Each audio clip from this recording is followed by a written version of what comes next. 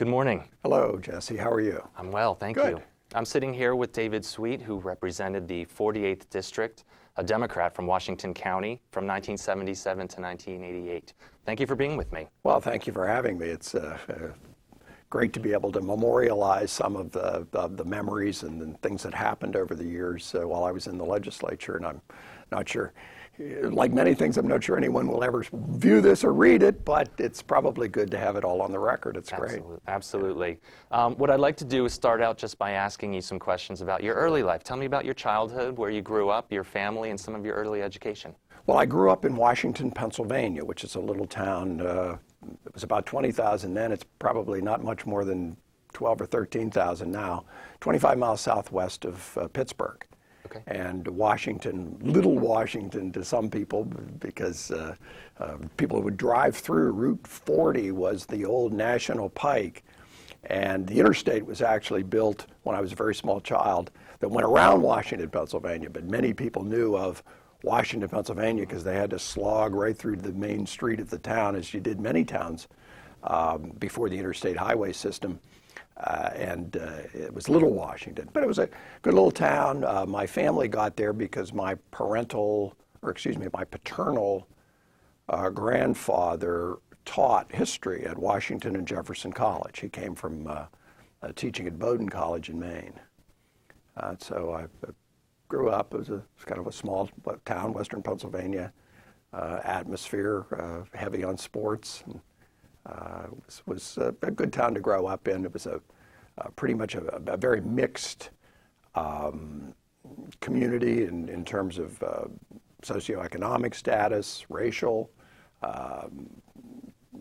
just almost in every way, which was really a good background for later life. Tell me about your educational background. Well, I went to Washington High School, public school there in Washington High School. I went to University of Pennsylvania then in Philadelphia, and was a history major at Penn, involved in some various activities. And then I got a master's degree at the University of Chicago the year after in an urban studies program, and worked for a few years as teaching in the state system. I taught at IUP for a while, and I also had a couple of jobs, one in the criminal justice planning area then. There was a lot of federal anti-crime money flying around in the 70s, and I worked for a thing then called the Governors Justice Commission that's now still in existence, called the Pennsylvania Commission on Crime and Delinquency. Right. What do you think were your first instances in politics? Well, it was sort of in the gene pool. Okay. My grandfather, who I mentioned, while never serving in public office, was very active in the Democratic Party in Washington County, even before the New Deal, when there weren't as many Democrats. In the days before the New Deal, the coal miners and the steel workers came to vote, and they voted the way the bosses told them they had to vote. After the union movement and after the New Deal, the county shifted completely Democratic. And he was a more probably of a patrician reformer type Democrat, served as a delegate in the 1936 Democratic National Convention. But really more in the family business was my father, who also was a delegate to a national convention in 1952, but ran for mayor of the little city of Washington and lost, but later headed up a reform movement in the Democratic Party, was elected judge in 1963, and served as a judge for 20 years in Washington County, and was very well-known, somewhat controversial, had a major case that got almost worldwide media attention. It was the murder of Jock Yablonsky, who was a United Mine Worker leader who challenged the leadership in the UMW and who was assassinated, really, by the top leadership of what was then a very corrupt union. And no longer, certainly, but so my father was very well known. So the last name Sweet was a pretty well-known name in the legal and political circles of Washington County, and I decided to run for the legislature in 1976. Okay. Do you think with your father and grandfather, those were the influences then that led you to become a Democrat? Well, I think so, yeah. I mean, and most people, I've read polls on this subject, as a matter of fact. I mean, most people tend to register to vote even if philosophically they end up changing gears a little bit, they tend to register to vote the way their family was. And so I became a Democrat, I think, because of the atmosphere as well as the gene pool. Sure. But later on, I think a lot of it was gradually developed views and cared about issues that really had a better, more fertile environment in the Democratic Party. What led you to then eventually run for the House as opposed to other offices? Well, I think it was in a more appropriate job for a younger person at the time. Politics was an older person's game in those days. I mean, my father was elected judge in his mid-40s, and it was thought to be shocking that such a young man would be elected judge. So from county commissioners and district attorneys and so forth were all 50s, 60s. Right. The legislature tended to attract, when there was an opening, which wasn't very often, tended to attract sometimes younger candidates, people on their way up. The job didn't pay a whole lot in those days. I think it paid $15,000 when I first was elected. And there was an open seat, and I took a shot. I have to admit, I mean, the last name suite was very helpful. And I also had a kind of a built-in political organization in that area, just because I had been involved to some extent in my father's campaigns and in other people's campaigns. Do you remember your first campaign, and did you enjoy it? Oh, yeah. I remember it. I enjoyed parts of it. It was a very close election. I won by about 500 votes in the Democratic primary. And it was a hard-fought election. I had two opponents, both who came from the more populated parts of the district. And one was a very articulate woman named Patricia Bihari, who actually ran against me then 2 other times after that. And I managed to prevail each of those times with a little better margins each time. And another fellow named John DeFilippo, who was a councilman in Canonsburg, which was the hotbed of Democratic Party activity in those days. What kind of campaigning did you do? Door to door, or mainly phone calls? Door to door, personally. There was a lot more political organization in those days. And you really did have you had workers in communities. They actually went out and worked. They didn't just get paid and go to the bar room that day. It was sort of the end of that period. I think that some of the old timers thought that it went on clear into the 80s and 90s, but it pretty much faded away. But up until into the late 70s and maybe early 80s, in Washington County at least, there was still, you had to put a team in the field. Right. And quite frankly, you had to raise money to pay them. They were not, most of them, you had volunteers, but many of them were paid workers. And they actually delivered votes. So it was a different sort of organizational challenge than perhaps candidates have today, except in a very few parts of Pennsylvania. On the other hand, the door-to-dooring was effective then and still is effective. And state rep districts are small enough that your own personal effort still makes a difference. Did you find as the campaigns went on that it got easier? Oh yeah, I mean, it gets easier in every way, really. You're better known. It's much easier to raise money. You're less likely to get a really strong challenge. I mean, and Washington County was really a hotbed of political activity in those days. But I think after the third election, I was pretty much unopposed after that. The 48th district tended to be Democrat in history. So during the general elections, were you pretty confident? Yeah, the general election was, your schedule didn't change that much. When you run for office every 2 years and you serve in the General Assembly, you're active in your community and you're going to a lot of events and you're doing things all the time. But yeah, the fall election really was less stressful. You ended up going more to rallies and helping some of the statewide or even the national candidates, and you didn't have to worry about yourself and your own election as much.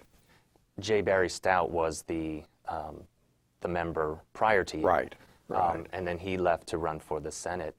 Did you have a good relationship with him at the time when you were first starting to come around, and did you get some support from his team? Actually, we didn't have a very good relationship at the beginning, not because there was any personal problem, but it was a question of political factions. I mean, the Democratic Party was divided into at least two and maybe more factions at that time. And the people who had been identified for years with my father, with later Congressman Austin Murphy, guy who was a county commissioner, Max Morgan, and others, were thought of as sort of one faction. There was a county chairman named Mike Hanna, not to be confused with the current minority whip of the House. This Mike Hanna from Washington County is now deceased. He was an old-time party boss. I can say corrupt because he was later implicated in some very serious offenses. Ended up dying in the Allegheny County Jail. Hanna had the regular party operation, and the legislators, the incumbent legislators at the time, even if they certainly weren't in any way involved in his corruption. Sure. But Barry Stout, a fellow named A.J. DeMedio, another fellow named Jack Bruner, the latter two are deceased. They were all part of the Democratic regular party, so were not particularly sympathetic to my campaign. Okay. But it was more because of Mike Hanna. Got it. Later in life, you had decided to run for other offices, state treasurer, and then you had contemplated running for attorney general.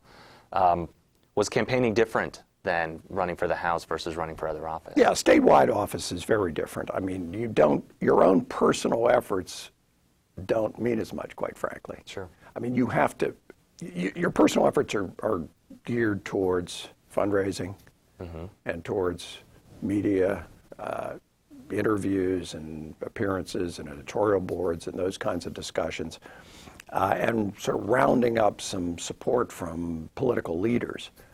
But day to day, hour to hour, you're not really in the retail business of getting votes, except maybe towards the end. And you have a hard time saying to yourself, gee, if I stand at that mall for 2 hours, is it really going to make any difference? So it's very different. And the row office races that you mentioned, like state treasurer or attorney general or whatever, are very different than governor and senator races, which I never ran for, but I was Ed Rendell's campaign manager in 2002, and so I got a pretty healthy feel for what that's like. Sure. And that's a whole different, I mean, we're talking, from being in the A-League and being able to hit maybe a fastball to AAA, where you do have to hit a curveball, the majors, and they're different challenges. Right. And while the experience at the retail level, I think, is always very helpful, it's just a different kind of skill sets required at the top, and also the financial requirements are significantly different. I'm sure. Thank you. Tell me about the district, the 48th district specifically, not just in geography, but the people too. Well, it was a very mixed kind of district, which I liked. It actually got redrawn to some extent, and it sort of cut at some of the diversity. But I think once, and I got quoted in the paper, and I probably wished I hadn't, but I said the 48th district, there are some people who drink their martinis very dry, there are others who drink shots and beers, and then there's a big rural area where they don't drink at all. There was a part of the district that was really suburban Pittsburgh, just south of Upper St. Clair and Mount Lebanon, and the relatively affluent South Hills part of Allegheny County. You're going into Peters Township is what I'm referring to. But as the district, then it swung down through, touched on the Monongahela River, but swung down through the eastern part of the county that was pretty heavily in coal mining. A lot of people who lived in it were steel workers, worked in the mills, or worked in the big transformer plant that was in Cannonsburg, Pennsylvania. There was Cannonsburg, which was an old industrial town. And then it swung out. It had 3 of the 4 corners of the county, even though there were 4 legislators. 3 of the 4 corners of the county were in this district. It swung out into the really rural western part of the county, which is really almost more like Greene County, or like rural West Virginia. So it was a real diverse group of people that I represented, and I really liked the diversity and the differences. Sure. Because of the diverse population, then, did the constituent issues, were they also diverse as well, or were there some issues that were specific to your district? There weren't many things that were specific to the district, unless they were really specific to the county. Okay. I mean, there were sometimes Washington County issues that would have been uniform in their application around the district. But aside from that, there weren't. I mean, for example, today in Harrisburg there's an argument about privatizing the Liquor Control Board. In the 80s, Dick Thornburgh proposed to privatize the liquor system. In my suburban area that I mentioned, where the people drank the martinis very dry, there was some interest in that because there were wine connoisseurs and there were people who wanted better choice and people who traveled more and been to other places and so forth. So that was a little bit of a hot issue there with people supporting Governor Thornburgh. Okay. And the rest of the district really didn't matter much.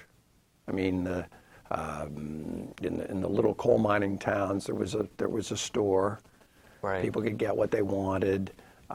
Most of the people didn't sit and drink at home anyway. They went to bars and clubs. Okay. And then in that big rural part of the district, they could have cared less. In fact, they wanted as little distribution of alcohol as possible. So, I mean, that kind of issue, or even in economic issues, there were very disparate views on certain subjects. Sure. Right.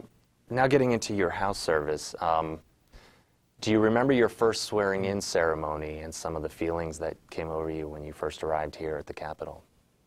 Yeah, I remember it was a bigger deal than I thought it was going to be, the whole swearing in. It also, and they still are that way, tend to focus on the speaker and the speaker's ascension to the role. Herb Feynman was the speaker then, and it was maybe the second or third, fourth term. I mean, he'd had a series of terms, which was somewhat unusual, I think, because my memory is, and this is really, I'm just being told this because I wasn't around, but that in prior years, decades, that the tradition had been that people rose up into the leadership, they became majority leader. They were majority leader maybe for a long time, but they were only speaker usually a term, maybe 2 terms at the most, and then they retired. Right. Or they shifted off, they dropped out of the speakership and shifted off to a minor leadership post and let somebody else move in. Feynman held on until he had his own problems with the criminal justice system that we may talk about a little bit, but it was very different. The biggest memory I have, though, was there was a caucus leadership election, and I had gotten a phone call from Bill Lincoln, who was a House member then, later senator, later chairman of the Democratic Party from Fayette County, asking me to vote for a certain guy who was his friend. Sure. And no one else had talked to me at all about it, and so I said, yeah, sure, Bill. I mean, he sounds like a capable individual. I don't even remember which caucus office it was. Well, I never heard another word about this caucus election, except I started to get letters from various people, including, it turned out, Jack Bruner, who was in my own county. And even though he and I weren't politically that close, I had to call Bill Lincoln and say, look, if Jack Bruner runs, I have to vote for him for my county. Sure, that was understood. I arrive in Harrisburg, have not heard another word about this, and the then whip, later majority leader and speaker, Jim Mandarino, ambles over to me. And he was also from western Pennsylvania, really right across the river from my district in Westmoreland County, and said, the speaker would like you to vote for a fellow named Jim Goodman, who became a good friend of mine. Jim later served head of both the Turnpike Commission and the Liquor Control Board. He's from up in northeastern Pennsylvania. And I said, well, gee, Jim, I'm sorry. I already promised Billy Lincoln that I would vote for his friend. And Mandarino just sort of looked at me and said, you got a lot to learn here, kid, and then sort of turned around and huffed and stormed away.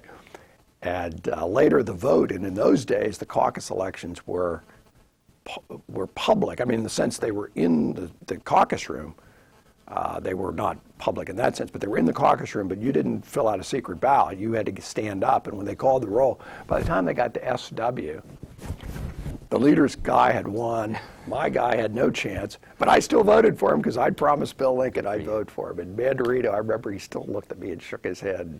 And he and I had a very up and down relationship the whole time after that. I was just going to say, did your relationship get better after that? Well, it didn't get better. It got worse that year because of two things that happened. Nice segue maybe into those two things. One, Herb Feynman, who I have to tell you was one and is still alive, but Herb Feynman was one of the most articulate, intelligent men in politics I've ever seen. But Herb Feynman got indicted for obstruction of justice and some other offenses, probably in, I'm not going to remember exactly, April or May of that year of 1977.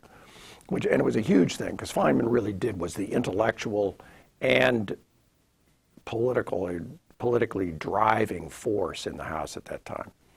Feynman gets indicted, and the Republicans move that he should step down as Speaker, not resign from the House, but step down as Speaker until the matter was settled. Either right. trial held or he pled or whatever. And I was among maybe 10 Democrats who voted with the Republicans to have Feynman step down because I just felt that nobody was asking him to give up his office, but just to stand aside while the criminal justice matters were handled. And the history, if you look back, and this period of the late 70s was at the end of the Schaap administration. Many good things were done in the Schaap administration, but there was also a huge stench of corruption here in Harrisburg and also around the state, a lot of it unfortunately connected to the Democratic Party. So, and I was a young reformer, I wasn't too anxious to be all wrapped into that. Right. So Feynman wins that vote, because he actually got some Republicans to support him to make up for the Democrats he lost. But it wasn't a month later, he voluntarily stepped down. Yeah. Then later, and Jim Mandarino was his whip and was not happy with me over that. Later, we had a long budget fight in 1977 that went clear to, wasn't ultimately resolved until November or December. But I was among 10 or 11 or 12 Democrats that wasn't voting for the spending program and wanted it cut back. The leaders would not negotiate. They said, we're pounding this through, and they finally did, although they did it without having sufficient revenues to pay for the non-preferreds, the Pitts, Penn States, and so forth. See, things never change in Harrisburg. We just had that last, a month ago. That's right. But the moral of this whole story, in fact, I later voted for the tax increase to pay the bill that others who voted for the spending wouldn't right. vote for. But through all of that, Jim Mandarino was not very happy with me. Okay. Now, later, I was involved in a lot of, certainly in the early 80s and during the recession with the Democratic Party's various proposals to rejuvenate the economy and a lot of other issues. He and I were on the same wavelength. And I got to be better and better in terms of relationship with him, but we were never bosom buddies. Speaking of relationships then, is there anyone in particular that that you not necessarily latched onto, but maybe saw as someone who could be a good friend in the House and a comrade in arms, and that stuck with while you were there? In the House, there were a number of people that I became pretty close with. Although, first of all, I'll mention, in those days, they had a freshman orientation that was not partisan. It was both parties. So I made very good friends with new Republican members as well as new Democratic members, which they don't do today, I don't believe. And if they do, the friendships don't last very long. But I got to know people that I then was friends with and dealt with on a professional basis for the next 20, 25 years. Nice. But the people that I was probably closest to through that period of time was a fellow named Joe Huffle, who was a House member from Montgomery County. He's now a county commissioner. Joe's been clear, went to the U.S. Congress. We tease now that Washington County is pretty much, it's at least 50-50, and to some extent it's voted Republican in the last few years. It had been a stronghold of the Democratic Party. Joe from Montgomery County, which was rock rib Republican, the heart of the Republican organization in the Southeast in those days, is now votes Democrat. But there was Joe Hoffel, there was a fellow named Tom McClovick from Allegheny County, Bill Wackham from Elk County, Bob O'Donnell, who was from Philadelphia, later became Speaker. There was a group of us who hung out together some and talked, in a very diverse group in terms just geographically, as I've described. Alan Kukovich from Westmoreland County. There was sort of a group of people that were younger in those days, and we did a lot of things together and had a lot of fun. Wonderful. Your early office at the House, did you have a solo office or did you share? No, we were up in a big room up in the top floor, no windows, just desks. And in fact, I was there not a month ago. I hadn't been up in that area in 20 years. And I had a meeting with two staff members from the House Democratic Caucus, and their offices were back there, much nicer than, than it was in 1977, although still no window. Nice. And you all had to share then a lot of the items in the room, secretaries, phones, all that. I shared the secretary with another member. In fact, oddly enough, I ran into her yesterday. I hadn't seen her in 10 years. And she's ready to retire. She was only 18 when we started. I shared the secretary with another member at the time. Now, at this time in the 1970s, it was the beginning of what we know today as district offices. Yeah. Did you have a district office? Yeah, I did. Not then, probably not till either late 70s, early 80s.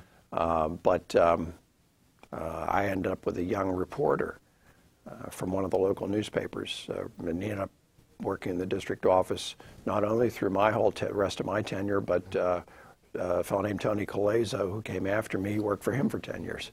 Oh, wow. And then later it got a little bigger. There were two people there full-time when I left, which was actually pretty large for those days. Now they have, they're pretty well staffed, I think. Mm-hmm. But in those days, two full-time people was actually a pretty good sized district office. Did you eventually have more than one district office? I know some members who have a larger district. What I did, because I did have a fairly large geographic area, was I had office hours in borough buildings around I had at least three that I would go to, once a week or once every 2 weeks. I'd be there for 2 hours or whatever. So and we advertised it in the newsletters that were sent out and the like, so people could come and see their legislator and talk directly to you about something. I just went down, I had a briefcase full of work, and I would sit there, and if people showed up, fine. If they didn't, they didn't. But it was providing access. Right. And I did it in public buildings in the borough hall, so it didn't really cost anything. Okay. That was actually my next question in terms of getting in touch with and keeping in touch with the constituents. Did you provide newsletters? Regular press releases and so I was on. pretty active in all of that. Although in those days, it was, you sent out a news release, you called up reporters. In terms of the media side of things, there were local radio stations. You could get on the radio fairly easily. From where I was, television was pretty difficult. In a major metropolitan market, it was pretty good. You had to do something either really good or really outrageous to get on Pittsburgh television if you were a state house member. Oh, wow. How was your relationship with the media, both in your district and here in Harrisburg? I would have to say pretty good. Okay. The relationship out in the district was good, but I worked at it. I also helped the reporters. It's not an easy job. And down here, I think I had a pretty good relationship with the reporters, both because sort of educationally, culturally, even socially a little bit, certainly age and generationally, I was much more, in tune with them than many of the members were. Right. And in those days, the reporters sat down in the front, right next to, off from the speaker's podium.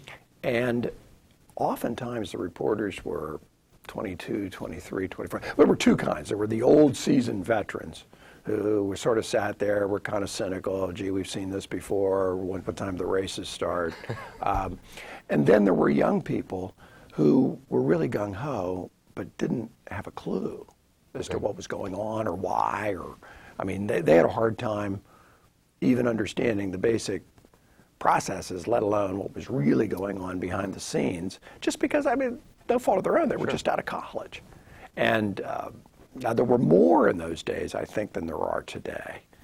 But the media has cut back pretty heavily. I think there were more reporters. I don't know that there's more or less coverage, because with all the changes in technology, there's real time. In fact, that's my next question is, with all these advances in technology and the access almost is so immediate anymore. On the House floor, for example, they all have laptops so that they can communicate with staff and constituents and the public immediately. The sessions are all televised now. Yeah. There's PCN, which runs all kinds of interviews, and now we have the open records law. Do you have an opinion with such the ease in access the public has, or do you think that's a good thing, or do you think that there should still be some behind closed doors items that the public doesn't necessarily need to have the access to right away? Well, what goes on today is fine. I mean, it is what it is. I mean, the internet and the world of real-time, instantaneous knowledge and the transparency involved just is there. And you can rail about it if you want, but that's the way life is today. There's always going to be the need for human beings to get behind closed doors, or at least in a semi-rational environment where they're not grandstanding to try to resolve problems. I mean, the tension is that the public wants problems solved, but they also don't want to think that their legislator is compromising their principles. Well, sometimes those run there's a tension there. We're seeing it in Washington, D.C. today over this debt ceiling debate, where I'm sure if you put every legislative leader of both parties under truth serum, they'd tell you, oh yeah, it'll be a debacle if we don't resolve this problem. But getting the ability to do it in today's world is more difficult. But it's a challenge that people will have to meet. I don't know that the public is any better informed, because to some extent they're inundated with so much more information. On the other hand, there are people who watch this stuff. I used to argue, again, when I was campaign manager, fast forward to the 2002 campaign, I used to argue with Ed Rendell. Sometimes he'd come back and he'd be a little irritated that he'd go to an event and only PCN was there. Because Ed was kind of used, as mayor of Philadelphia, he was kind of used to seeing a lot of TV cameras and lights. And I'd say to him, well, now, Ed, you would ride 100 miles to go speak to a crowd of a couple hundred people, right? Yeah, sure. I said, well, I can assure you, even if the thing airs at 3 o'clock in the morning, there are going to be more than 200 people watching it. I mean, it just, I would run in those days, I don't as much anymore, but I would run into lots of people who still, who watched PCN and watched what goes on. I think maybe what's a little better today on that score is that they cover more. It used to be they were just on the floor of the House. The activity on the floor of the House tends to be the most boring and the least significant activity that the legislative body engages in. They now cover hearings and press events and all of these things where I think there's probably more information actually gained by the viewing public. When you first started, how were committees selected for you? Were they selected for you, or did you get to decide which committees you would like to serve? You didn't get to decide, you got to ask. Oh, okay. And you told the speaker's staff, this is what you'd like to, or if you were in the minority leader, these are the committees I'd like to serve on, and they would assign you. And sometimes you'd get the committees you wanted. Sometimes you'd only get one of the three you wanted. It just varied. And seniority was a big part of it. Sure, in those days. During the course of your tenure, you served on various committees: agriculture, consumer affairs, insurance, judiciary. Did you have a favorite committee or one that you were looking forward to serving on? Well, the two that I was probably most active in were the Judiciary Committee earlier in the 80s, and then really my last term when I was chairman of the Local Government Committee. Right. The Agriculture Committee, I wasn't particularly. Farming was a big deal in Washington County, so I got on the Agriculture Committee for a while, but as one farmer member of the committee told me, he said, "Boy, you don't know a harrow from a furrow." And I admitted that was right. But agriculture was important to my district. Sure. I was on a variety. You mentioned consumer affairs. I was on insurance. But I would say the activity on the Judiciary Committee and the Local Government Committee were the important things. I served on the Appropriations Committee, which was important, but not for the reasons people think.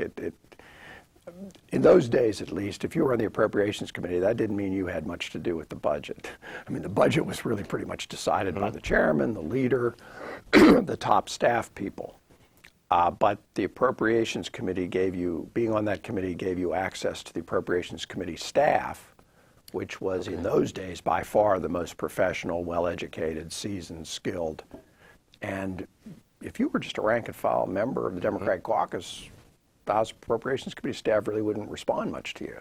Oh, okay. But if you were a member of the committee, they did things for you. Right. And so they could be very helpful in certain kinds of legislative endeavors.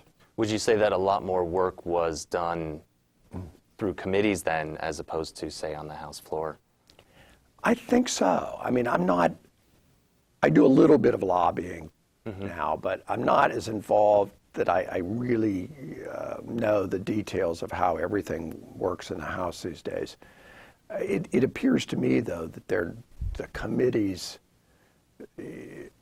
are not as active in a detailed way over the legislation maybe as they once were. Yeah, I think currently there's probably about 23, 24, 25 standing committees that all meet on a regular basis. Right. And getting into some issues then that you were involved in, would you say that there was a particular issue that was a recurring theme each session that was important to you, whether it was something that you wanted to talk about in committees or on House floors or even just with your constituents? I don't know that there was any one thing that was a constant over the 12 years. Because as we talk about them, you'll find I was sort of all over the lot with a variety of things.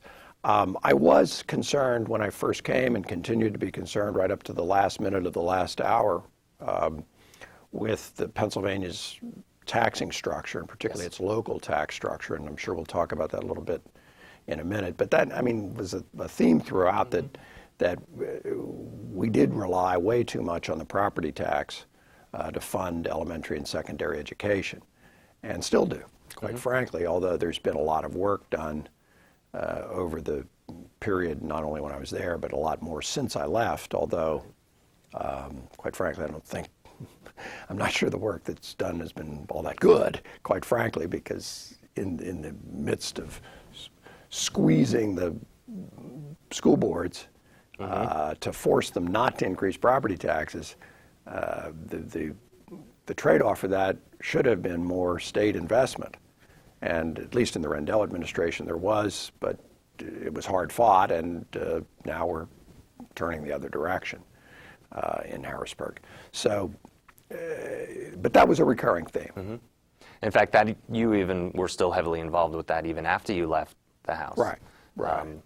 Under Casey and then, Right. Well, I was the sponsor of the Casey local tax reform plan, which we got passed and actually passed the Senate, passed both chambers the last night I was in the legislature, November 30th of 1988. Right. And it passed the Senate at about 11:40.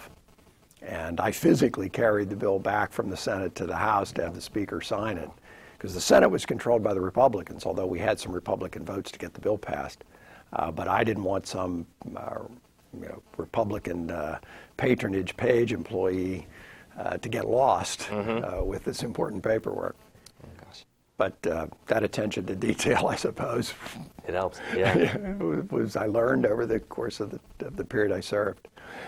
But there were a lot of, I in the Judiciary Committee, which I got involved in pretty early on in the 80s, I was very involved in crime victims legislation. And in fact, a place where I got to know Ed Rendell then was really working very hard on two things: crime victims legislation, and the legislation I sponsored set up the crime victims compensation system and the board that exists. And also that was done, and a thing that wasn't done that's still on the agenda for people, really two things. One is merit selection for appellate court judges, which I think the electoral process is a bad thing for those judges, because people don't really focus on those elections. And the other thing that's still a serious problem, and this was something I worked on after I was in the legislature with Governor Casey, was prison overcrowding. Okay. But with Rendell, I knew Ed Rendell because I went to college with his wife, Midge. And I met Ed pretty early on. But he became district attorney in Philadelphia. And he was very active and involved in the crime victims movement, and then also in the merit selection for appellate court judges. Okay. So those were early things in the Judiciary Committee that I was involved in. And then the other thing in the early 80s, and the staffing for this was mostly done in the Appropriations Committee, were a series of things involved in economic development, because we were in the midst of the recession of the early 80s. Southwestern Pennsylvania was particularly hard hit. There were literally people marching in the streets. There were, the early recession, of the early 80s was a pretty significant hit out there in Western Pennsylvania, and we lost manufacturing jobs that never came back. Sure. And coal mining jobs that never came back for various reasons. And back just for a footnote to my legislative district, old legislative district, it's a very different place today. There were thousands of people who worked in steel mills in Washington County in those days. There's not one today. Oh. There were thousands of people who worked in coal mines in those days, and there are very few of those left. And that's translated not just in terms of the economy, it's translated in terms of the socio-cultural environment of the place. And it also has changed the politics to the extent that those big unions, in my day, the United Steelworkers, the United Mine Workers were major political forces. And the public employee unions, the PSEA for the teachers and AFSCME for the state employees, were important, but less so. The mine workers and the steel workers, except to the extent that there are widows out there who still vote based on the mailing they get from the union, are not nearly as significant politically as they were in the 80s. Right. It kind of sounds like that a lot of your issues that were important to you were somewhat constituent-based. I know a number of members would have a combination of issues that were brought up to them by the constituents and members of their district, and others that were just personal to them. Yeah. It sounds like that you did have a lot that were important to specifically your district too. Yeah, I think the two kind of merged. One of the nice things about, and I used to talk to my father about this a little bit, one of the nice things about being a legislator is that you could pick and choose issues to be involved in. Now, sometimes you had something that you just had to be involved in because of the local political scene. The Canonsburg General Hospital was going to close down. It was the big hospital in this community. You had to get involved in that. On the other hand, a lot of these issues you did pick and choose. I didn't have to get involved in crime victims legislation, for example. It didn't emanate from something that happened in Washington County. Okay. A judge, just to finish the point, doesn't get to pick. Right. Unless you're on the Supreme Court, you don't get to pick the cases you deal with. They come to you and you deal with them. And we used to talk about the fact that was a somewhat different professional challenge. In the early 80s, specifically in 1982, you were you had been involved with or had interest in some reapportionment issues that wanted to include some wording as it related to United States congressional districts and U.S. House and Senate districts. Do you happen to remember if there was something that was going on at the time that this needed to be addressed? And if not, was it just something that interested you in general? And now that I guess this would be 20 years later, there's still even more talk of some reapportionment throughout the state of Pennsylvania. And if you have an opinion on should there be more or should there be, is reapportionment an extremely important thing in Pennsylvania now? Well, it's crucial. It's been crucial in Pennsylvania for all these decades because we keep losing population vis-a-vis other states, and so we lose congressional representation. What it ends up meaning in the political world is you have these huge, mostly behind-the-scenes battles, very personal. There's no veneer even of public policy or of anything else. It's all personal and ambition and so forth, and it gets pretty ugly. Sure. And I'm not sure how you would do it better, but I can remember, the congressional redistricting battle we were involved in 1980 just was awful, in terms of what happened. But that probably emanated out of my experience just through that redistricting. One issue, by the way, we were talking about district issues or county or regional issues. One of the things that I got very involved in that emanated out of the district and its needs was highway funding and the need to have a fairer way to distribute highway maintenance money. It's hard to believe, I guess, for people, but in 1978, 79, 80, the biggest issue in Western Pennsylvania, this was a little bit before the recession hit, was the horrible state of the roads. Potholes all over the place. It was just miserable. And when I looked into it, and other people sort of getting behind the scenes, there was a problem of corruption, inefficiency, waste in PennDOT. In those days, PennDOT had 21,000 employees. Today, it has 12. If there's one lasting change that happened that I've witnessed in the state capitol over the years, it was the changes in PennDOT. Mostly started, I have to give them credit, by Dick Thornburg and his Secretary of Transportation, Tom Larson, and then the secretaries, both Democrat and Republican, and the governors after that, who stuck to professionalizing PennDOT and didn't turn it back to the patronage-ridden mess that it had been when I first arrived in Harrisburg.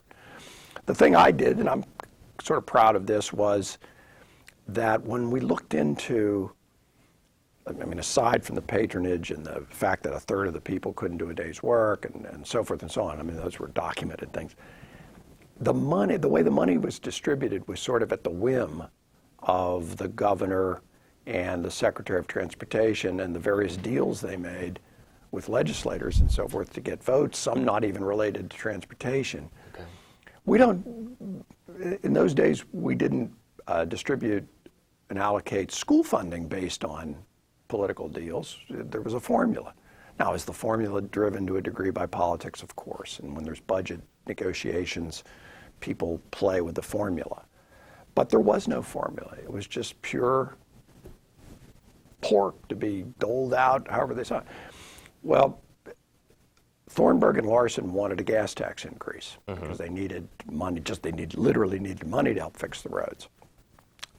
The Democrats were in the majority in the House, and this is someplace where I worked closely with two people you mentioned, Jim Mandarino and Barry Stout. Mandarino was the majority leader by that time of the House, and Barry Stout was the chairman of the Senate Transportation Committee. Working with them politically, we ended up putting together a block of votes of Southwestern members and Philadelphia members who wanted more money for SEPTA that we used to negotiate with Governor Thornburg and his people regarding the tax increase. And we voted for an increase in the gas tax, but in exchange, we got a formula that allocated the highway maintenance money based on an objective criteria of having engineers go out and look at the roads, and there were other states that had these things. And so All of a sudden, Allegheny County got the most highway maintenance money, and Westmoreland was second, and Washington was third. But and it was a blend of good research, good public policy analysis, and hardball politics. Sure. People would sort of abhor the latter.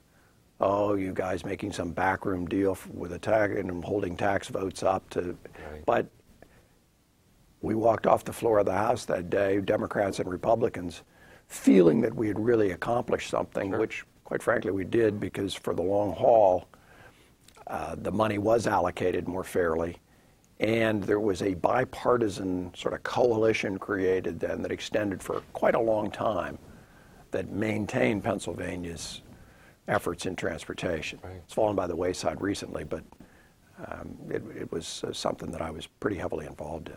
Is that kind of the system then that you would have used to get some of the economic development into your district as well? Well, we did. I was involved, this is a little bit later, in the 80s, in what really became the creation of what now exists called the Pennsylvania Economic Development Finance Authority, mm-hmm. which allocates a lot of the economic development funding. It was kind of ironic at the beginning of this was sort of in the Thornburg years and then the beginning of the Casey years. Governor Casey had this big, huge program. Well, Mandarino had one while Thornburg was still governor, mm-hmm. of economic development, and couldn't really get it off the ground because the Republicans wouldn't support it. When Casey was elected, he came in when he had House Bill 1, which was a big, huge economic development program. The creation of what's now PEDFA and some other tax-exempt bond tools and so forth was something I sponsored, and was House Bill 2. It was part of the House Democrats package. House Bill 1 never passed, but House Bill 2 did. And because it wasn't quite as sweeping, number one, but number two, I ended up negotiating a lot of that with the Senate Republicans myself. Sure.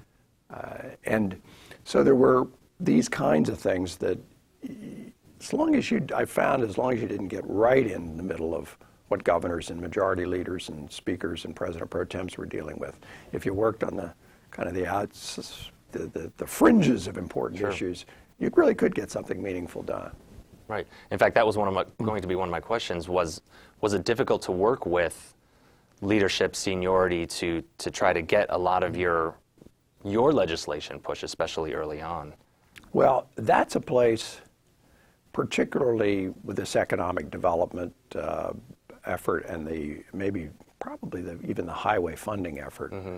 where when I did get on the Appropriations Committee, it was helpful because from a substantive point of view, I know Jim Mandarino would call those staff people and say, okay, this legislation suite's working on, is it ready to go, and is it okay? Mm-hmm. And they'd say, oh yeah, we've worked on it, and it's fine. So there was some of that was helpful. And then you also had to learn what was important to the leader and how you could help him, and maybe more importantly most of the time, how you could stay out of the way. Mm-hmm. There were certain issues that the leaders they were either really very, very important, or they were just very, very political. And your participation was not really welcome. It takes a while to learn that, but I think I did. And so was able to do that. And then clearly at the end of my tenure, when I was chairman of the local government committee, mm-hmm. Governor Casey decided he wanted to launch an effort in the local tax reform area and to right. move away from the over-reliance on the property tax. And I was chairman of the committee, and so I became the logical person to sponsor it. And then later, when there was a conference committee that really wrote the bill, the majority leader, who I think Mandarino at the time didn't think this was really going to happen, so I don't think he was, but I got to be chairman of that conference committee. Sure. And played a role there. But again, that was an issue that issue was vitally important. It was more important to the governor.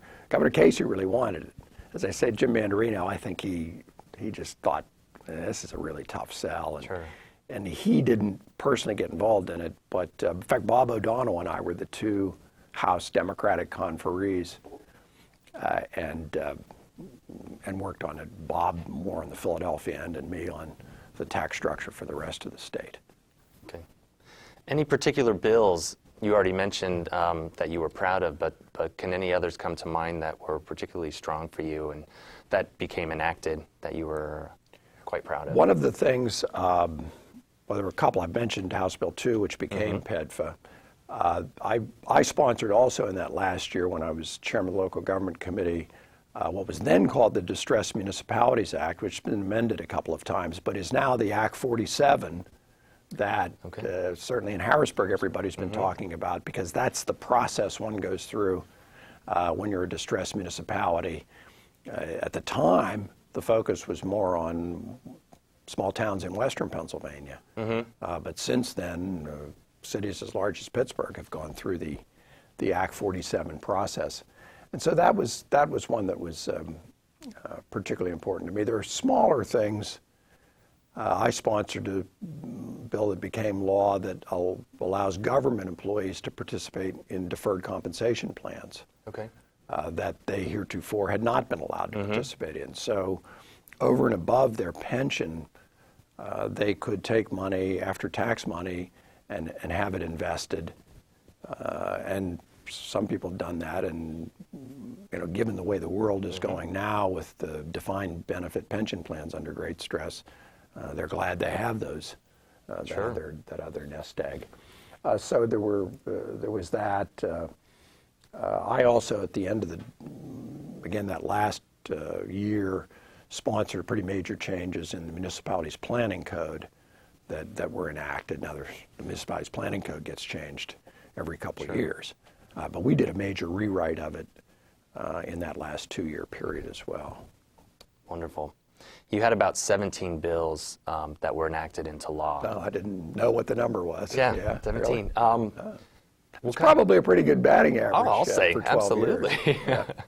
What kind of feeling do you get when you finally realize that one of your bills that you sponsor becomes legislation? It's a good feeling. Yeah. And most of them were done through compromise. I mean, the local tax reform, because it was a governor's initiative, was a big partisan battle. But the highway funding even was a big battle in a way, but then it got compromised. But most of the bills, I would bet, without knowing what the list is even, I'll bet most of them ended up passing by pretty overwhelming margins.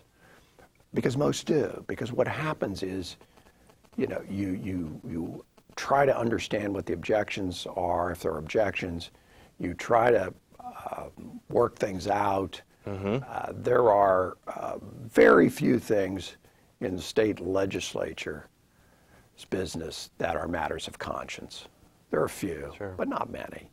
And if people could figure out a way to sometimes hold, I think it's more their ego in check than their conscience, if they could hold their ego in check a little bit, I think it would be more helpful. I think the other thing, the leaders, Jim Mandarino, who was the leader most of the time I was there, even though he had this image of being this strong, tyrant, and dominating person, and he could be that way, he, by the same token, if you learn, like I said, I learned to sort of stay out of his way in terms of some of the really crucial issues. He learned to stay out of individuals' way, too. Even though I mentioned all these young guys, we were a colossal pain in his rear end. But I think he was smart enough to know that the way to work with us was to give us a little bit of slack. Yeah. And that there were good things that we could get done just with a little, the reins didn't have to be taut. I have a feeling the last few years, from my observation, that the reins are actually tighter, that the leaders are too worried about the members going off the reservation somewhere. And in fact, most of these issues don't have to be big partisan issues. And as I say, I'll bet of those 17, 3/4 of them passed fairly overwhelmingly because all of the objections got negotiated out along the way. And now the other thing is you have to be fairly persistent, because thousands of bills get introduced at the beginning of every session, and maybe 20, 30, 40, well, maybe more than that, a few hundred become law, which is a good thing, because God knows the system can only digest so much. That's right. But it's keeping after it and working it through the entire process is important as well. Absolutely. Was there an average session day when you were on the floor? I don't think so. Days were very different. Now, the House had a lot more debate than the Senate. We tended, important business always got done fairly late at night. As opposed, now they've got some rules that prohibit both, amendments by surprise, and they have an 11 o'clock rule and all those. I don't know that many important pieces of legislation passed before 11 o'clock when I was there. But some days were very short on the floor of the House and some days were very long. Not sure there was a typical day. While you were in session, not necessarily in session, in office, we had talked about it briefly over the, the various questions, but the division down the aisle back on either side, was it solid, or was there a lot of overlapping? I think it was more overlapping than there is today. There were certain votes that were considered political votes. Oftentimes the leaders particularly would have on procedural matters, would say, I need this vote, or we're not going to let this bill come up today, and I have my reasons. There weren't that many of those, but that came up. But there were, I think it just was a little looser. I mean, there were some bills that would come out that there'd be a split vote. I mean, you'd pass the bill with 70 Democrats and 35 Republicans, 40 Republicans. Yeah, I don't see too much of that anymore. It's either pure partisan or it's unanimous. It doesn't seem to, they don't seem to have that many that break out any other way. How was the camaraderie off the floor? You had mentioned earlier a few members that you pretty much stuck with, but what about off the floor, the camaraderie among the members, both sides of the aisle? Well, it's interesting because I ask people occasionally, gee, is it really different today, or does it just seem different to me? And is it sort of nostalgia rather than really knowing what's going on? Because I don't move in that. I sort of, as I said, I do some lobbying work and some other work, but I don't do what I call the night shift in Harrisburg very often. I'm not on the dinner and later circuit. So I'm not as familiar with the camaraderie after work as maybe others who just are on the scene are. But I'm told, and from what little bits I see, that there's really less of the camaraderie than there was. I think some of that maybe is a good thing. People drink less, and that's probably good. But I think there's also members are here a little bit longer during the week, and I think more have tended to bought their own houses or have apartments with two other people, and they go back.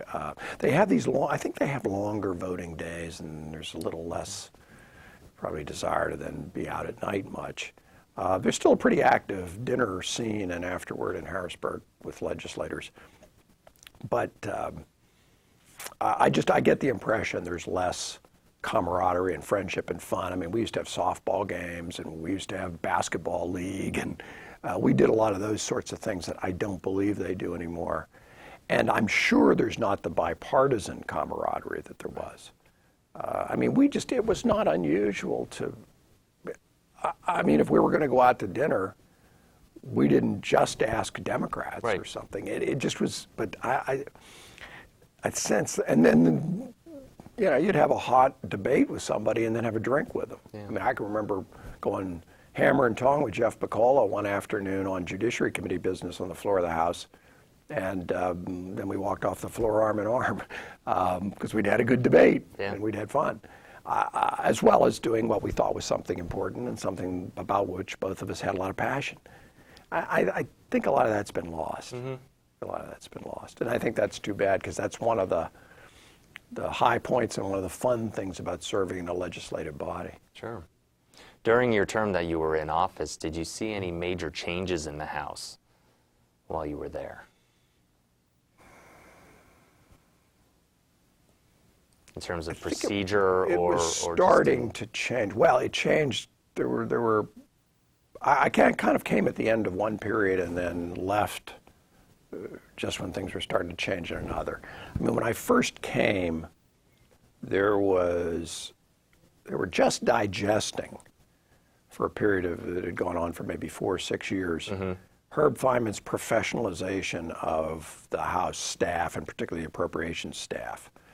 Prior to that time, the legislature pretty much was at the governor's and the budget secretary's mercy as far as these are the numbers, this is what this costs, this is the analysis, these are the public policy issues. And Feynman changed that for the good.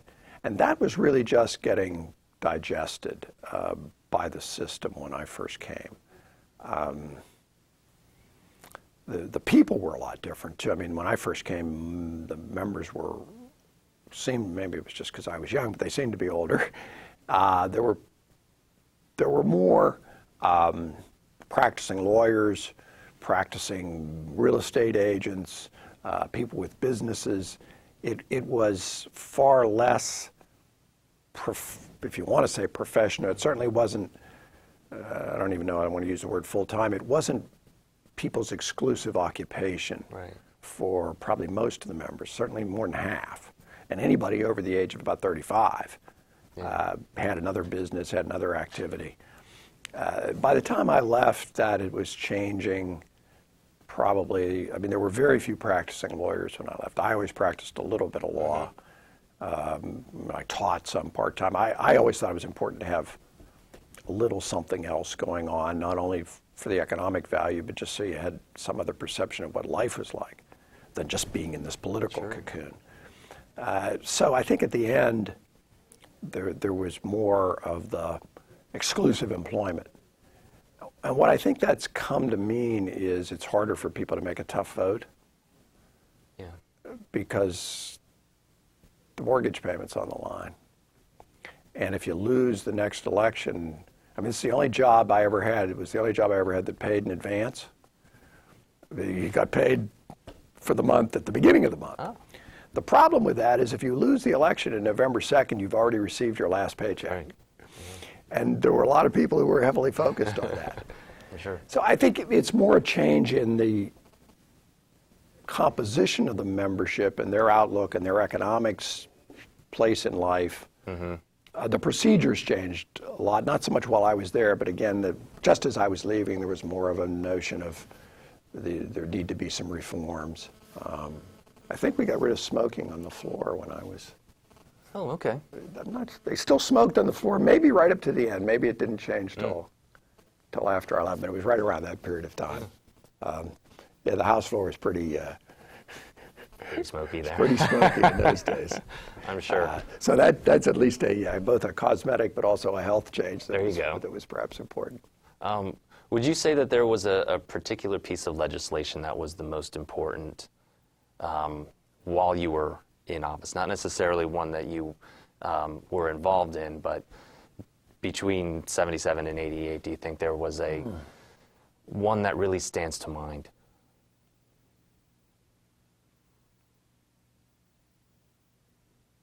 But there were, because there were a lot of fiscal fights, and the transportation issue that I mentioned earlier, where Thornburg and Mandarino and others managed to work something out, was incredibly important. Governor Casey's local tax reform at the end would have been important, except it got defeated by the voters in the constitutional referendum.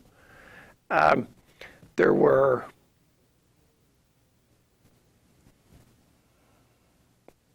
probably, from a long-term perspective, one of the important things was the pension legislation that dealt with the municipal pension plans. I mean, they're in trouble now, but if those plans, there was reform legislation that was passed probably mid-'80s. I wasn't that involved with the issue.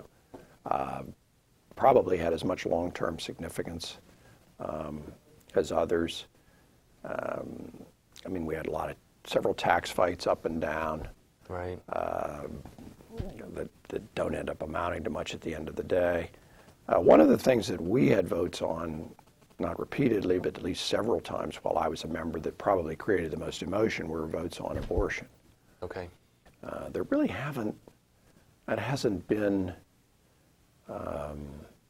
really big legislative issue since that time. In fact, I'm sure there are members who've been here a certain number of years who've never had to vote on the issue. But that was always a very difficult and emotional, because that is one of the few issues where you really are looking at your conscience, and you're looking at your own religious values and everything else.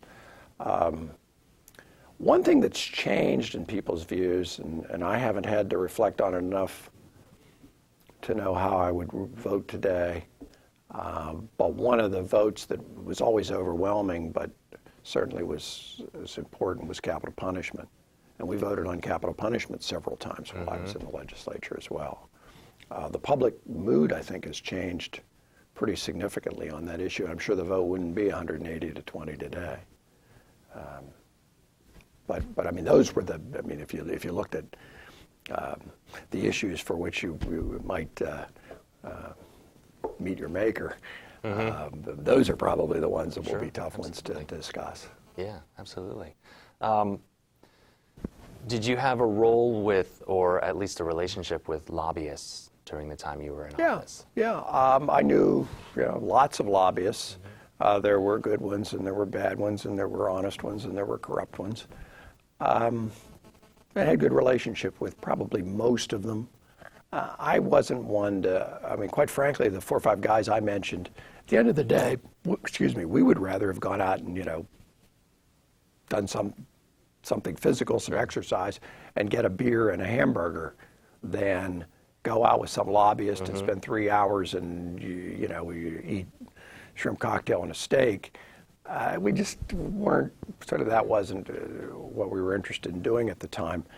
So I didn't spend a whole lot of time in the evening camaraderie with lobbyists, but I had them in and out of the office all the time. They represented, major interests in the state and in my county, and most of them were pretty square and pretty decent.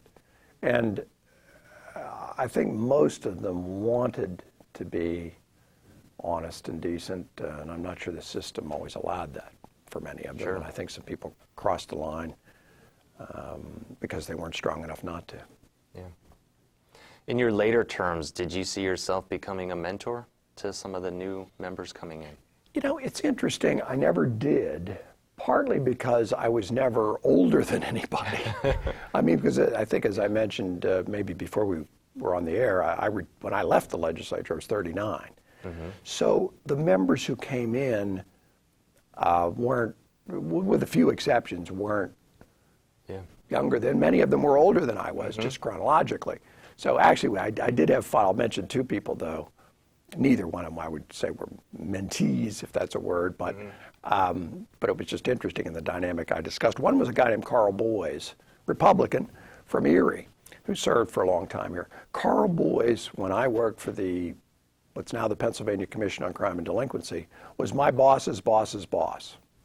I mean, I was 4 layers down from Carl Boyes. He was the deputy director of the whole operation, and I was this, lowest guy in the professional rung. And he knew who I was, but didn't pay any real attention to me. Well, Carl became a freshman member when I think I had 3 terms, maybe. And when he was swearing in, I went over to his seat over the Republican side, and I said, welcome, Carl. I want you to know the tide has turned. I have 6 years. You don't have any. I'm in the majority. You're in the minority. And we always had a great relationship. Nice. But it was kind of funny how that table turned. And even though he was in his 50s and I was in my 30s then, I was senior to him. Absolutely. The other guy I mentioned the other way, Tom McCall, sat next to me. Tom McCall died, had a heart attack while this was probably mid-80s.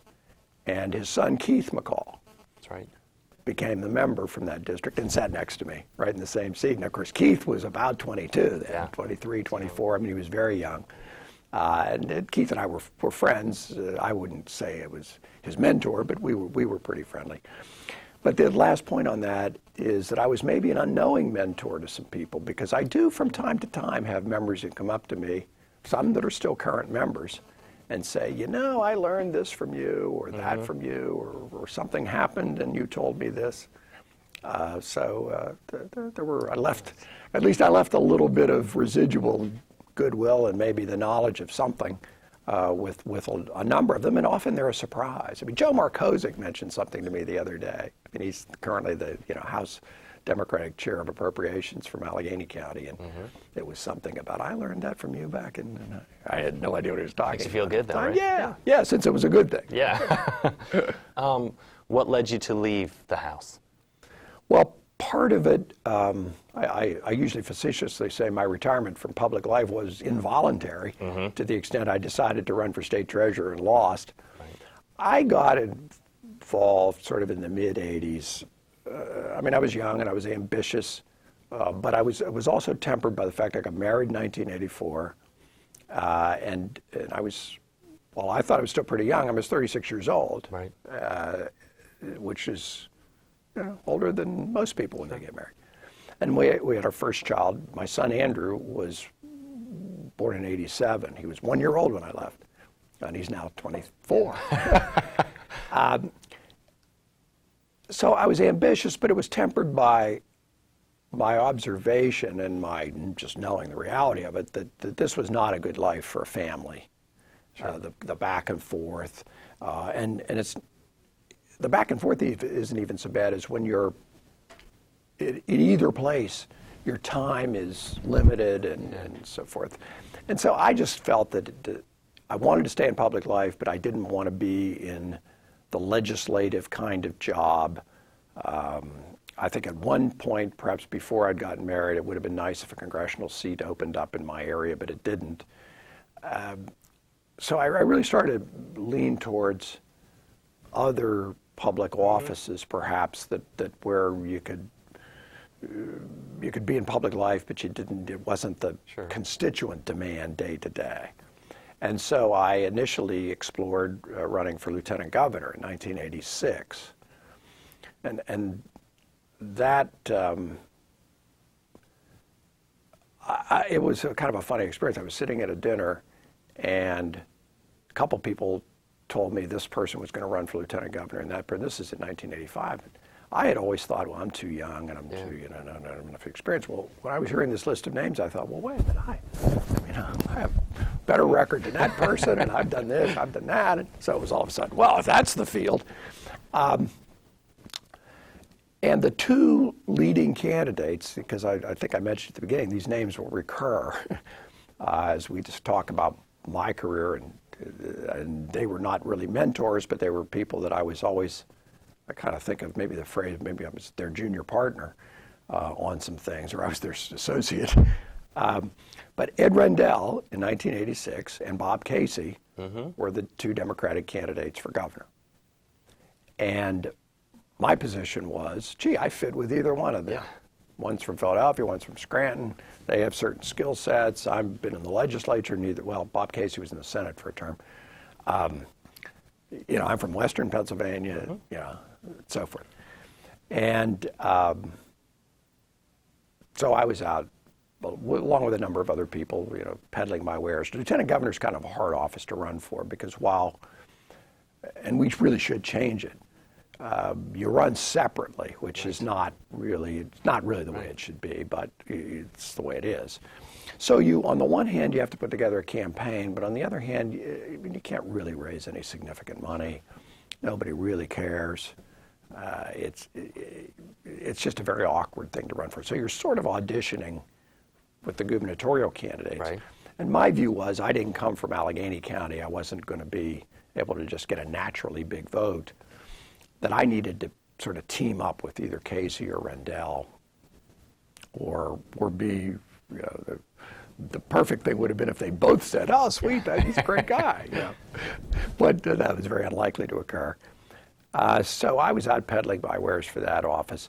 As it turned out, I mean, there were four candidates basically. There was Tom Flaherty. Obviously, that was a golden name, even though he wasn't related to the Flahertys. There was Mark Singal, who became the lieutenant governor. There was Dwight Evans, the Philadelphia appropriations chair, and myself. And there were other people floating around. And then there were other names of people, because Casey at least had announced that he was going to pick somebody, and he wanted the Democratic State Committee to endorse them. Well, I got to the finals of the Casey pick, There are various stories as to what happened.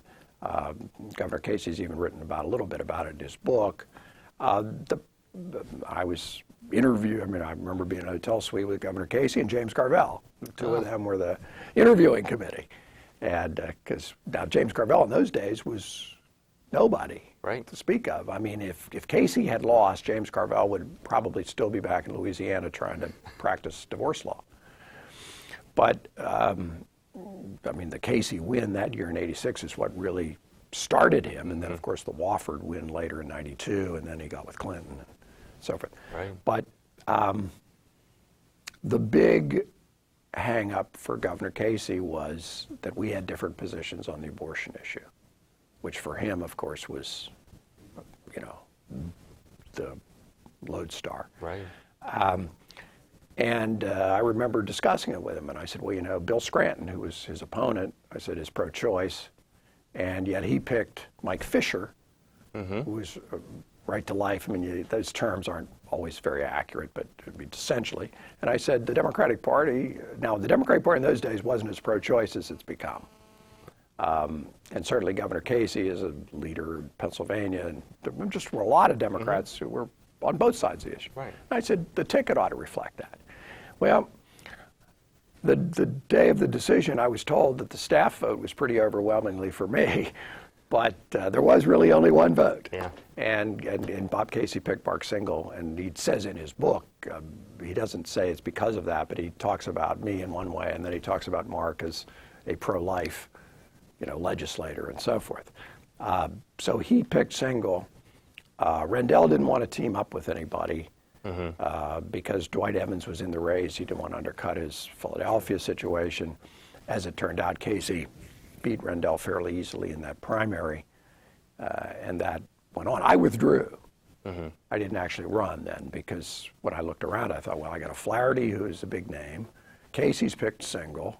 Where's my support? Dwight Evans is a young progressive guy in Philadelphia. I mean, there was never no votes to go chase.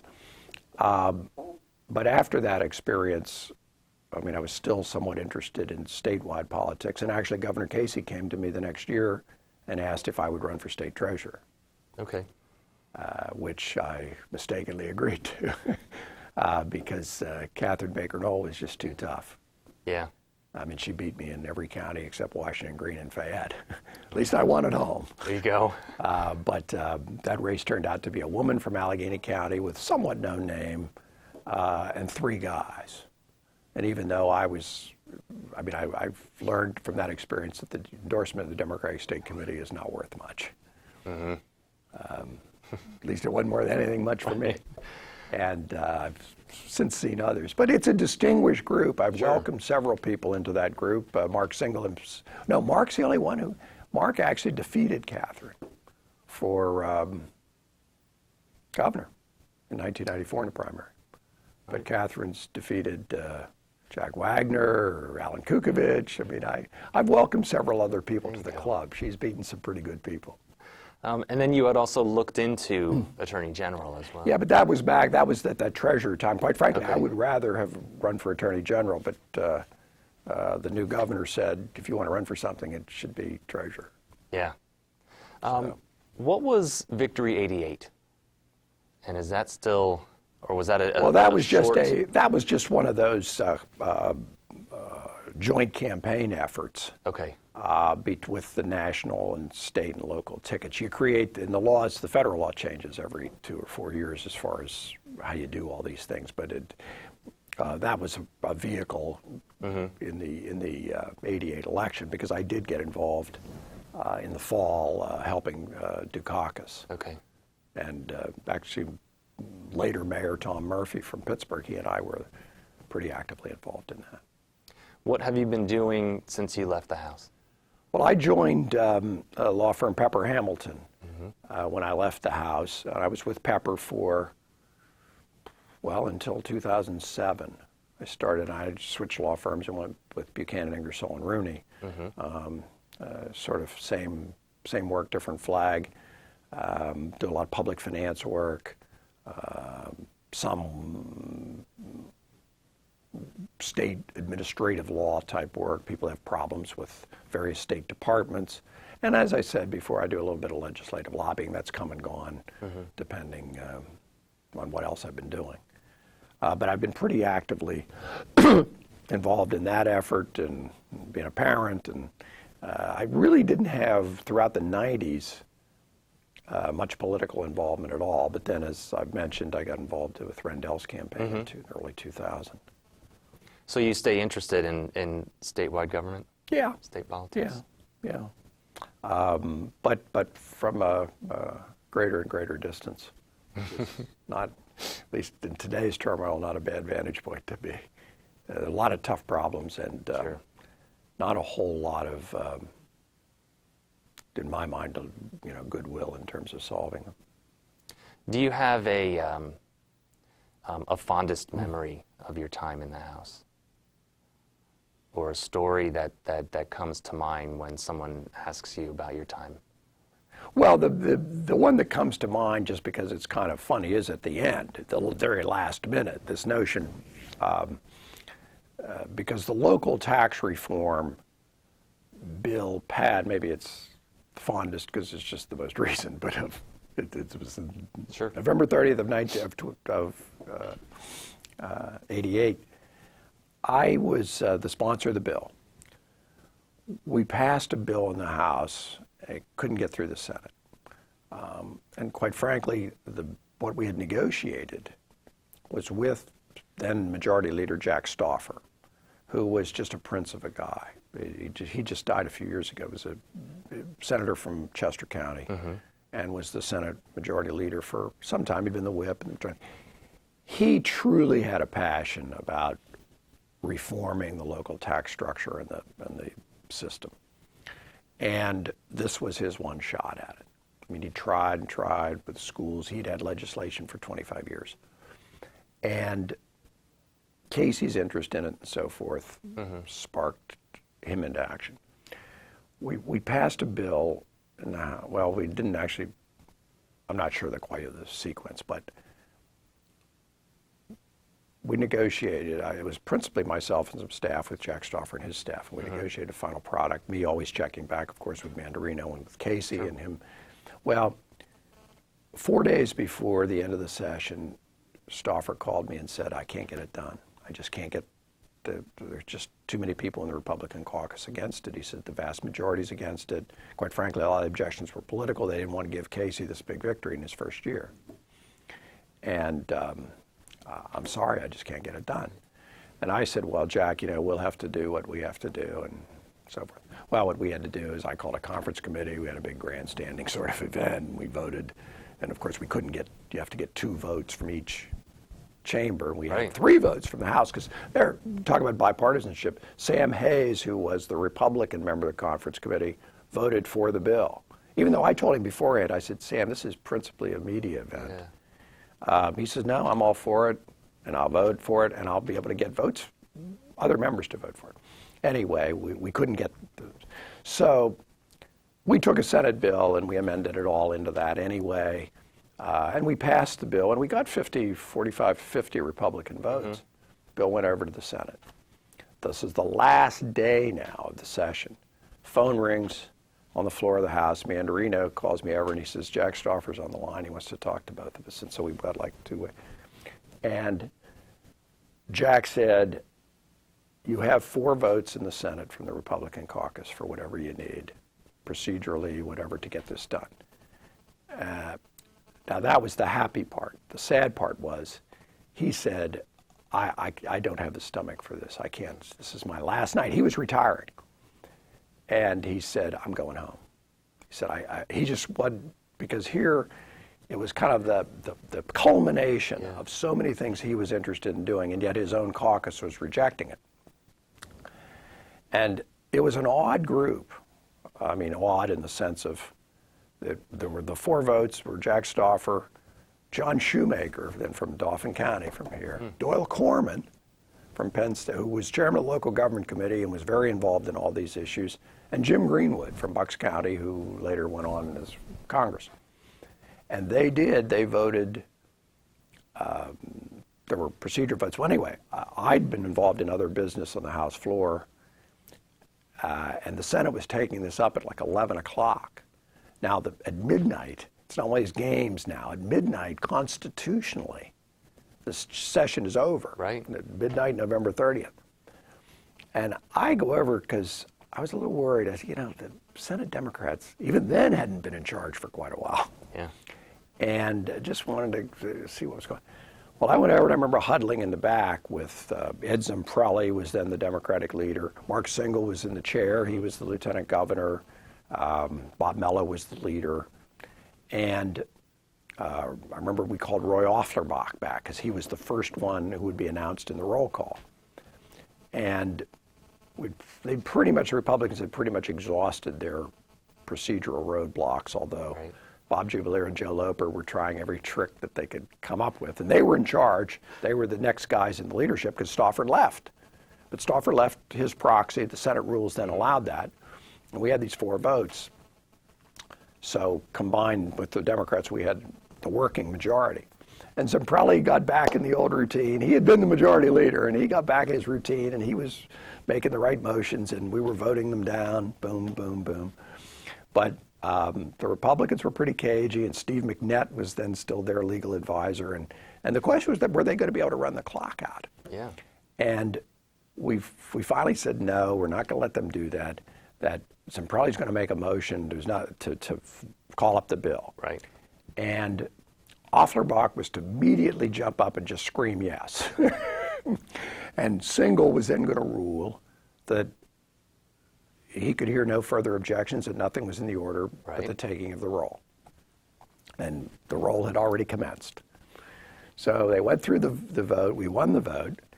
And I stood in the back of the floor of the Senate. And I mentioned I think way when we started this discussion about taking the bill over to the Senate. Singal gabbled the bill passed, and we had arranged this. I said, don't give the bill to the clerks. Sign the damn thing and give it to Bob Mello, who was the leader. Mello ran about halfway back of the floor and threw the stack, this bill at me. I caught it and went running over to the House floor, and it was like 5 of 12. Now, if I had been a really good politician, what I would have done would have been had my staff arranged to have the media and photographers and TV cameras. This is why I never really made it at the big time, because I didn't do that. That's right. If I'd really been key, that's what I would have done. It would have been more important to stop for 30 seconds and get a little photo op, but I didn't do that.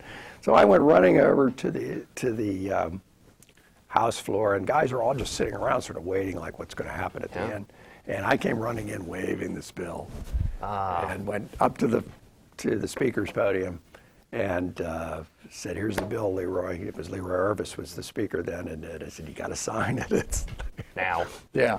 And he signed it, and it was delivered then to the governor right from there. That's great. And so that was a pretty happy moment at that point. It was the last moment. Yeah, exactly. And I still remember too, we walked into Governor Casey's office, and he was on the phone. And he got up, and he had unbuttoned his jacket. It was sort of like this, and I forget who was it. Was standing next to me. I think it was Mike McLaughlin, who was the chief of staff for Ed Zimprelli at the time, and said, boy, Governor Casey's really letting it loose. He's really informal here after midnight because he had unbuttoned his jacket. And he got up, and cheap champagne was drunk by many, and that was quite a moment. Now, politics being what it is, 4 months later, the thing went down in flames in a referendum of the voters, but a campaign that totally mischaracterized what it's supposed to do, but learned a lot of lessons out of that, too, sure. that it's one of the problems with, I sympathized with Obama and the debate over health care. When you have a 120-page bill to defend, and the other guys can just say whatever they want to say for sound bites, it's tough to win. Yeah. It's tough to win. I'm sure. In the media. Mm-hmm. Sorry for such a long answer to such a short question. I would like more, please. What do you think is the biggest challenge facing the legislature today? Well, I think the biggest substantive challenge is to figure out the proper role of state government and to fund it. Okay.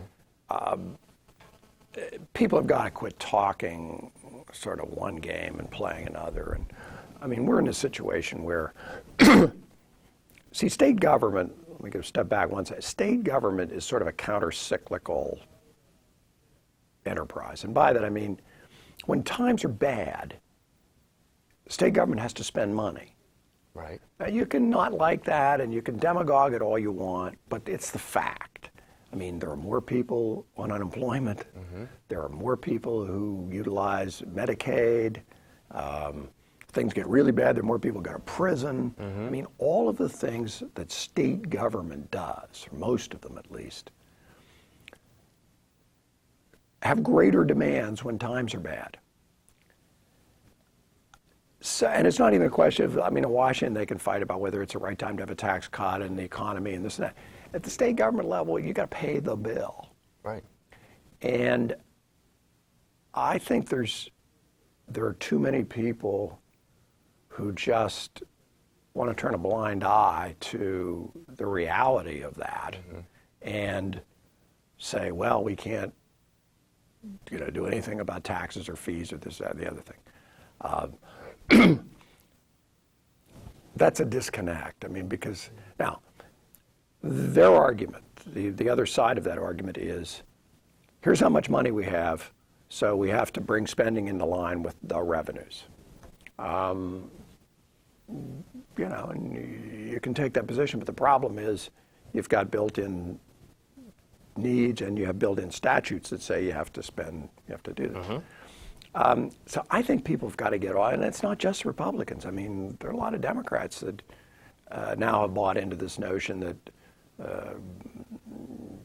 never can state government increase revenues in any way. Yeah. It'll be interesting to see what happens. The Transportation Commission that Governor Corbett appointed just came out with a report yesterday where they talk about lifting a cap on the taxes, not raising taxes, but lifting the cap on what a certain tax will generate, and raising fees, registration fees, and doing some other things. Mm-hmm. It'll be interesting to see whether, in the transportation area, people take a different tack than they've taken so far. But I think their challenge is very similar to the challenge in Washington, D.C. today, which is to somehow get past this huge partisan divide that's developed, right, and figure out a way to actually, deal with the people's problems. Mm-hmm. And that's not going to be easy. I mean, people are having it's not unique to Pennsylvania. And in fact, even though, as a matter of sort of political philosophy, I'm not real happy with the direction things have gone in the last 6 months. Pennsylvania hasn't been as bad as Wisconsin or Ohio or Minnesota, where there have been shutdowns and where there's been huge problems. Yeah. How would you like your tenure in office to be remembered? Substantive,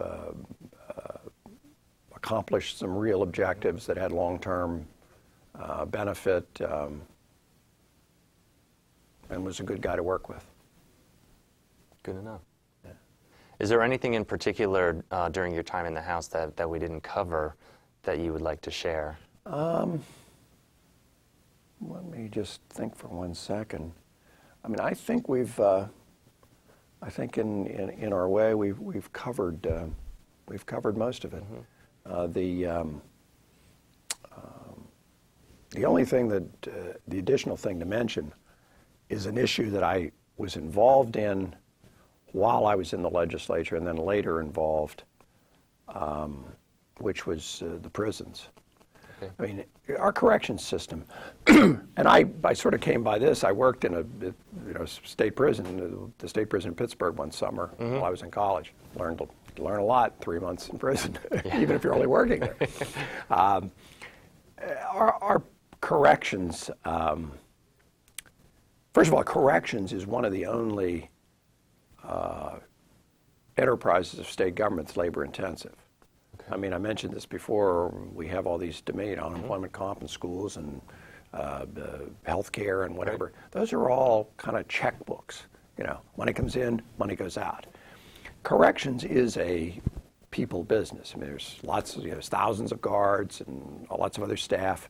They work 24 hours. There's 24 hours a day, 365 days a year. There's no holidays at the state prison system. It's really expensive. And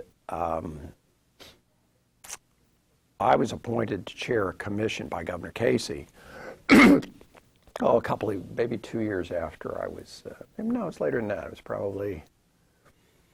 It was early 90s, 91, 92, 93. It was really a terrific group of people. I mean, former Governor Leader, former Lieutenant Governor Ernie Klein, there were union officials, there was a lawyer, there was construction people, there were a professor from Villanova. And we were charged with trying to come up with a way to sort of curb the dramatic rise in correction spending, because some things are no different 20 years later. I mean, the thing that was eating, the Pac-Man that was eating the budget in the early 90s, aside from the impact of the recession, and there was a recession then too, but not nearly as great as what we've recently suffered, the Pac-Man was corrections and Medicaid, even then. I have the feeling that Governor Casey and his staff, when they set up this commission, they thought we were going to count the paper clips and figure out a better way to buy this, and we could save a few bucks on food. Well, we were out of control. I mean, because we started to look at the real fundamentals. And the fundamentals, quite frankly, were that Pennsylvania, I mean, life, even in those days, life tended to mean life. And more than 10% of the population were lifers. Yeah. That were over, and many of them were over 50 years of age. We were spending, just lots of money holding all those people and probably didn't have to. The most important thing, though, were the mandatory minimum sentence for drug offenses that started, I can say not on my watch, on the Judiciary Committee. It started in the late 80s and into the 90s. And you had a huge influx, and it has gone on since. Huge influx of people going into the state prison system for basically for drug offenses. And there just has to be another way to deal with that problem. And we made some suggestions and so forth on that score as well. We tried very hard to get Governor Casey to make this his legacy issue at the end. And I remember a lunch at the governor's residence with Governor Leader and Ernie Klein and myself with just Governor Casey, which we had to work like hell to get that lunch because the staff didn't want any of this. They were like, oh my gosh, these guys are out of control. We have to. So we had a lunch, and this was, you wouldn't remember, but you can read that, I mean, Governor Casey's health was very bad throughout. But I mean, as you know, he darn near died several times. He was recuperating, and this was towards the end of his term.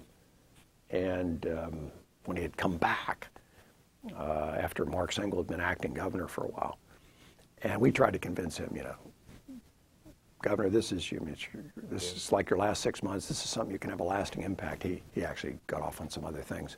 But you could read that report from 1990s, and it's still the same today. Yeah. And there had been some work done. Stu Greenleaf in the Senate particularly has tried to do some things. He's accomplished some good work, and the Rendell administration was around the edges. But what really happened was just the bad luck of the 1994 election. Yeah. And so Governor Ridge was hamstrung for, I mean, if he'd wanted to do anything, I don't know what he would have wanted to do, but with that mudman, the parole violator and so forth, and what happened during the campaign and the political impact and the pressure just became greater and greater for tougher sentencing. And there's nothing wrong with sending really dangerous people to prison for long periods of time. Right. But to do what we were doing and have continued to do, it's just we just spend a huge amount of money for very little gain. Sure. And that's an area that people still have a lot to work on. But I worked pretty hard on that after the election, after my time in office. But one more failed venture. Yeah. I have one. Governor Casey once said to me, and I know Jim Brown, who was his chief of staff, once said to me, "Gee, sweet, every time we get involved with you in some big issue, we seem to lose." It doesn't have. But memorable. Yeah. Right. Yeah. What advice would you give to someone who is contemplating running for public office? Well, that's a hard question because, my first and not just glib reaction is reconsider. It's just a very difficult environment. Yeah. And the culture and the just general situation in Pennsylvania and the United States today is so negative that it's hard to recommend to somebody you really like that they go into that life. Okay. And I hate to say that. It bothers me to say that. And I got involved, partly I mentioned my family, but I can remember Robert F. Kennedy talking about politics being an honorable profession. And it needs to be and should be an honorable profession. It's hard to look somebody in the eye, though, and recommend to them today that they go into that knowing what you know about the meat grinder that's out there. And the chances of really getting something important done are pretty thin just in this current environment. And for example, when I was in the legislature and I'd go into a big room full of people, you're at a Elks Club dinner. Yeah. You'd look around the room and you'd see the 4 or 5 people that were going to give you grief about something. And you'd say, well, do I want to go over and talk to Jesse now and get it out of the way, or do I do it later? By the time I was leaving, half the room would be people who wanted to give you grief about something. And now I think everybody wants to give someone. There's just a very negative, I'm not talking just about the partisan divide, which is a problem, but there's just a very, very negative attitude. Americans have always been skeptical, cynical, derogatory about people in public life, but I think it's worse now than it was 20 or 30 years ago, and maybe more so. It could just be, again, nostalgia or something, but I don't think so. I think it is fundamentally different and difficult. Now, if someone wants to do it, I think they need to go in with their eyes open that it's going to be tough in that way. We need good people to get into it because, unfortunately, we don't get enough. But it's not just a problem of the political system. It's the culture is turned very negative. For example, to try to convince a good lawyer to go run for judge. Judges' salaries have been pretty well frozen. They get small percentage increments. Hard to, for a person who has gone, through college, through law school, the kind of quality lawyer that you want to be a judge can make so much more on the outside and have, in some ways, an easier life. Now they have to deal with clients. That's not always fun. But it's just, and the pressure, the legislature's not going to get a pay raise probably in our lifetime. It's going to be a long time before the pay or the benefits or anything are any better there. So I'm afraid that what I would really tell a young person is probably go out and be successful somewhere else first. Okay. And then if you have both the economic, fundamental, and base covered, and you've had some good life experiences, you probably have something to add and a contribution you can make. I think it's probably better to do that than do it the way I did it. That you're young and that's how you come up. Although it was terrific for me, but I hate to see good, bright young people get sort of chewed up in a system that's not very positive at the moment. Would you ever run again? No. Already decided. Well, yeah, I'm not. I wouldn't have any. Somebody once said to me, in fact, this played over at the time when I was trying to decide whether to run again when I was in the legislature. There's a difference in life between 10 years experience and 1 year's experience repeated 10 times. Yeah. You get to a point in many careers where all you're doing is having the same 1 year repeated again. I've already done that 1 year. Nice. Mr. Sweet, I want to thank you very Thank much you, for Jesse. giving me your time today and to answer some of the questions and showing some insight into life in the House of Representatives. So thank you very much. Well, thank you. Enjoyed it. It's good to be here.